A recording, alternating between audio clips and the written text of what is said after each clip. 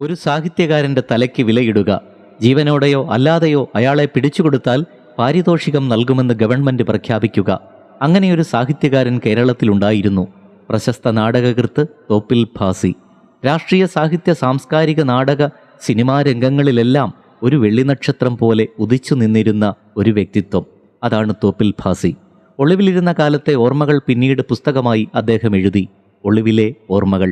അന്നത്തെ കേരളത്തിൻ്റെ ചരിത്രം തന്നെ ഇതൾ വിരിയുന്ന മികച്ച ഗ്രന്ഥമാണത്.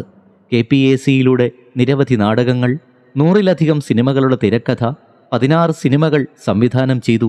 1952 തോപ്പിൽ ഭാസി എഴുതിയ നിങ്ങളെന്നെ കമ്മ്യൂണിസ്റ്റാക്കി എന്ന നാടകം 72 വർഷങ്ങൾക്ക് ശേഷവും KPAC ഇപ്പോഴും അവതരിപ്പിക്കുന്നു. 1992 ഡിസംബർ 8 ആ ജീവിതത്തിന് തിരശീല വീണു. കേരള ചരിത്രത്തിൽ തോപ്പിൽ ഭാസി ഒരു സൂര്യ തേജസ്സോടെ എന്നും നിലനിൽക്കുന്നു.